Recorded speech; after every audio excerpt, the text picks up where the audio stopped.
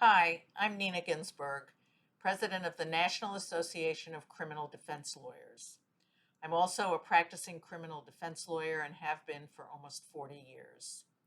I'm coming to you today to discuss the importance of H.R. 5546, the Effective Assistance of Counsel in the Digital Era Act, bipartisan legislation introduced by Congressman Hakeem Jeffries and Congressman Doug Collins that would ensure email communications between defense teams and their clients in BOP custody remain confidential. The attorney-client privilege is one of the oldest privileges for confidential communications and has been an important part of the U.S. legal system for hundreds of years. This privilege is critical when clients are in custody, and its importance does not diminish when imprisoned clients consult with their attorneys via email. It is a vital protection that allows the accused to participate in their own defense.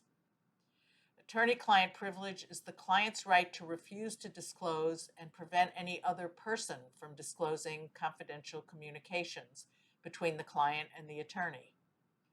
Courts have endorsed attorney-client privilege for hundreds of years.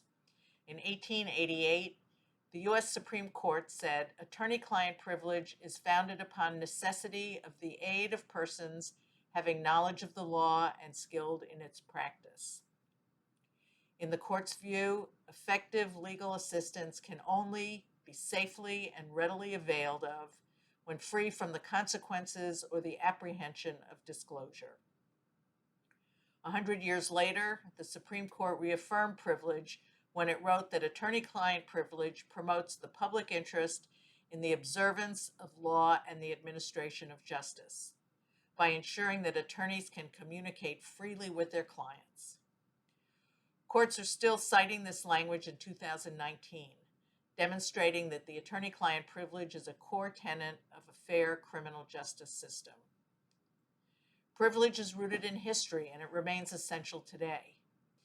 It has a few narrow exceptions, but broad, sweeping coverage is still necessary for ensuring equity in America's adversarial system. The fact that much attorney-client communication now takes place through email is a reason to extend the privilege to emails, and not a reason to confine its scope to older forms of communication. Private communications between a lawyer, their team, and their client are sacrosanct. It is the cornerstone of a fair criminal justice system. Calls and visits between an incarcerated person and their defense team are privileged, but emails are currently the only form of communication where clients are coerced into waiving privilege in order to communicate with their defense team. This remains true whether the client is incarcerated pre-trial or post-conviction. Unlike other forms of communication, inmates who use the email system at BOP facilities must consent to government review of their attorney-client communications, the contents of which can be accessed by prosecutors. Under current BOP policy, the contents of all emails sent or received by an inmate, including attorney-client email, may be reviewed by prison officials as part of a monitoring of electronic message activity and conducting investigations. Email messages and related data may also be shared with other law enforcement entities, whether federal, state, local, territorial, tribal, or foreign, if the information is deemed relevant to the recipient entity's law enforcement responsibilities. The BOP may also share prisoner email data in an appropriate proceeding before a court or administrative or adjudicative body, when either the Department of Justice or an adjudicator determines that such data is relevant to a proceeding. BOP policy does not require subpoenas for these emails. The BOP merely requires a written request. Upon receiving such a request, BOP staff are authorized to release both transactional data, meaning date, time, electronic message address, electronic message recipient and sender, and the length of the message, as well as copies of the content of electronic messages. This stands in stark contrast to BOP copies of recorded telephone conversations, which the BOP may only disclose when requested in an emergency situation, when criminal activity is discovered, when formally requested with a subpoena, or requested by the FBI for national security or foreign intelligence purposes. In December 2018, NACDL, represented by the Samuelson Law, Technology, and Public Policy Clinic at Berkeley Law School, submitted an FOIA request to the Department of Justice, seeking all information on how the BOP email system known as Core Links functions. Through that process, NACDL obtained more information about the way the system is administered by the BOP.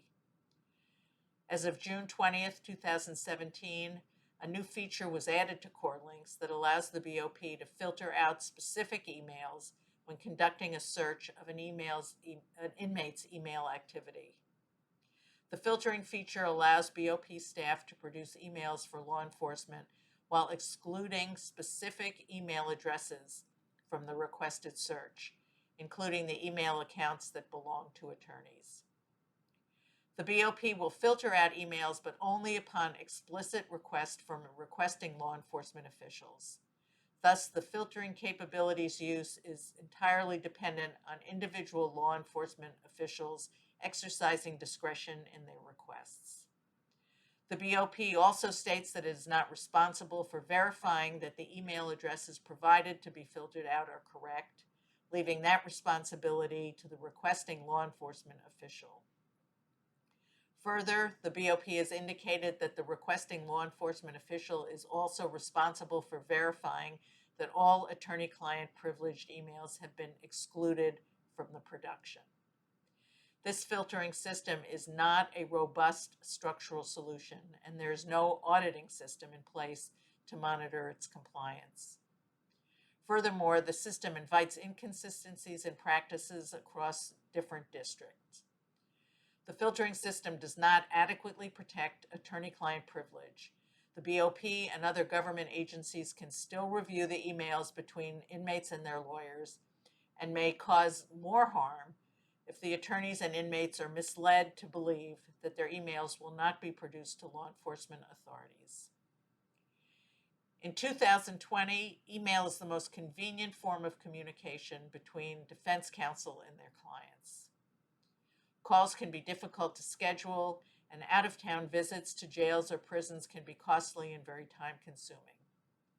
Calls between attorneys and their clients at BOP facilities usually occur in BOP staff members' offices, with a BOP staff member present during the call. Email communications can be helpful for clients who have challenges communicating or communicate in languages other than English. It also allows neurodiverse people the time they need to process information and the ability to respond in their own time.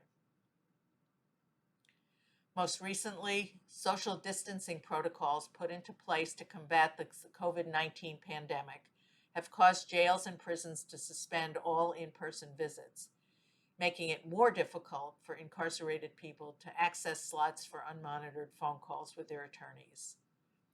The current crisis makes the need for people in BOP custody to have access to confidential email communications with their attorneys even more acute.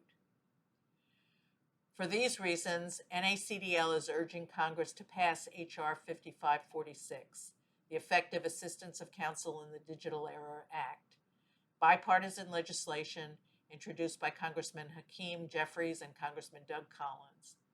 The bill designates emails between people in BOP facilities and their legal teams as privileged, only allows emails to be accessed with a warrant, mandates a taint team whenever email communications are requested, and includes a strong suppression remedy. The bill was reported out of the House Judiciary Committee in February of this year, and NACDL is urging Congress to pass this bill and ensure that all attorney-client communications remain privileged communications.